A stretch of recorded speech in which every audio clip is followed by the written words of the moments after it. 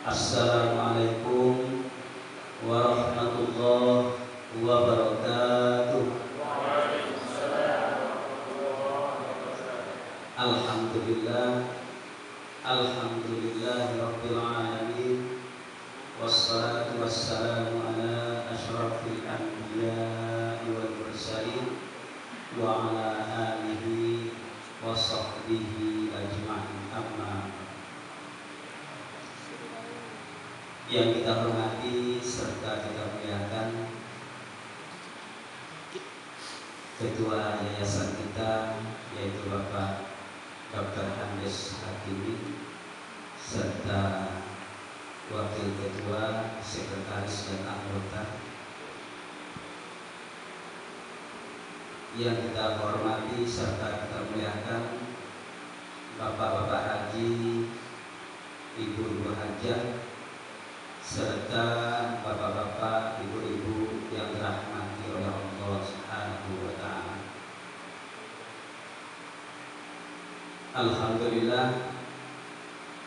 pada kesempatan ini tepat pada malam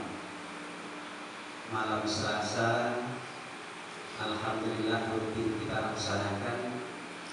Mudah-mudahan dengan kehadiran kita ini memudahkan kita untuk mendapatkan hidayah, rahmat, serta ridhonya Allah Subhanahu wa ta'ala.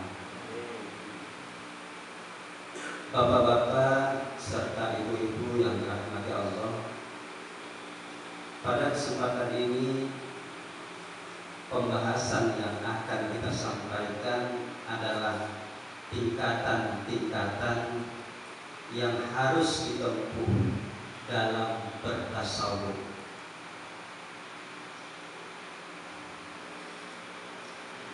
Apabila seseorang akan memasuki bergelut dalam dunia tasawuf, maka harus 3 hal yang ia lakukan, 3 tingkatan yang ia harus mendaki, 3 kelas yang ia harus lewati. Tingkatan yang pertama adalah takhalli. Tingkatan yang kedua yang akan dilalui adalah tahalli, dan yang ketiga adalah tajalli. Tingkatan yang pertama yang biasa kita sebut dengan takhalli, maksudnya adalah mengosongkan diri dari sifat-sifat yang tercela. Apabila kita akan memasuki dunia tasawuf, maka yang pertama harus kita jalani, pertama yang harus kita tempuh adalah mengosongkan diri kita dari sifat-sifat yang tercela. Ibarat kita akan minum air, kita tentu akan memerlukan gelas yang bersih. Apabila gelas itu kotor, maka yang pertama kita lakukan harus pembersihan gelas tersebut. Setelah gelas tersebut bersih, maka istilah kita akan masuk yang kedua, yaitu mengisi gelas yang kosong yang sudah bersih itu dengan air sesuai yang kita kehendaki atau air yang kita minum itu. Jadi bagaimana cara kita membersihkan dari sifat-sifat tercela?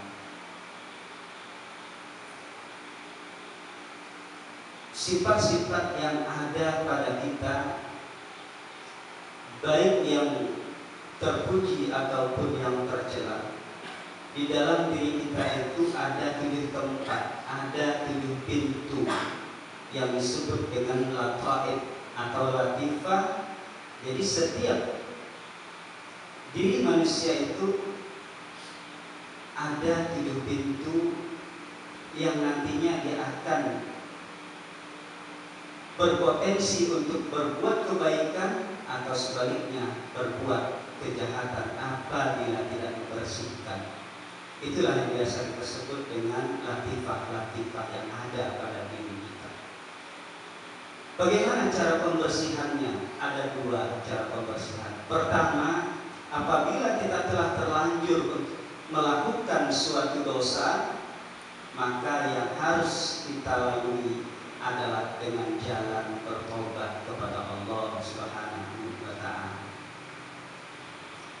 Jadi apabila kita melakukan dosa lahir, apalagi dosa batin, maka untuk membersihkan dosa-dosa kita itu adalah dengan jalan bertobat kepada Allah atau meminta maaf kepada orang yang pernah kita berbuat salah dan dosa kepadanya.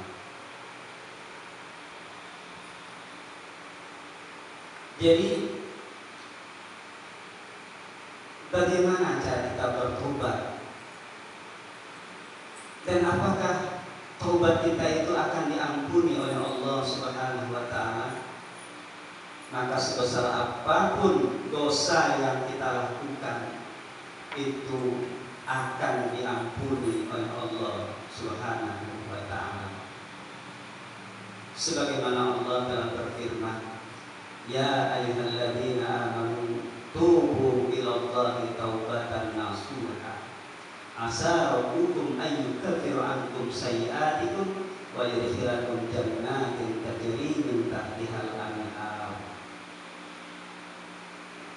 Wahai orang-orang yang beriman, kata Allah, bertaubatlah kamu dengan taubat yang seikhlas-ikhlasnya, dengan semurni-murninya, dan mudah-mudahan Tuhan kamu akan menghapuskan kesalahanmu dan memasukkan kamu ke dalam surga, yang mana surga tersebut mengalir di bawahnya sungai-sungai.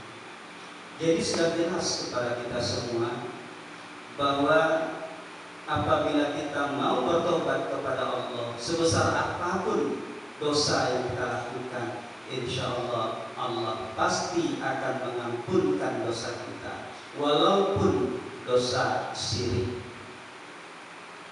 Tapi dengan syarat, dosa syirik tidak akan diampuni oleh Allah kalau kita tidak bertobat dari syirik. Tapi kalau kita bertobat dari syirik, maka dosa syirik pasti dan insya Allah akan diampunkan oleh Allah Subhanahu wa Ta'ala. Jadi pertama yang harus kita lakukan adalah bertobat dari dosa. Jadi apabila itu telah kita lakukan, maka tingkat yang kedua untuk membersihkan hati kita, baik yang berkenaan dengan zahir atau batin yang ada pada 7 tempat di dalam diri kita ini, maka kita harus membersihkan bukan dengan jalan bertobat. Penghapusan dosa dengan jalan bertobat, tapi pembersihan hati yang ada di 7 tempat ini, membersihkannya adalah dengan jalan berzikir kepada Allah Subhanahu wa Ta'ala. Sebagaimana Rasulullah sallallahu alaihi wasallam bersabda, inna likulli syai'in saqala wa saqalatul qalbi zikrullah. Sesungguhnya, kata Nabi, bagi tiap-tiap sesuatu itu ada alat pensucinya, dan alat pensuci hati, kata Nabi, adalah zikrullah, yaitu berzikir kepada Allah. Zikir apa yang paling afdal? Ternyata kata Rasulullah dalam hadis Abdul zikri la ilaha illallah.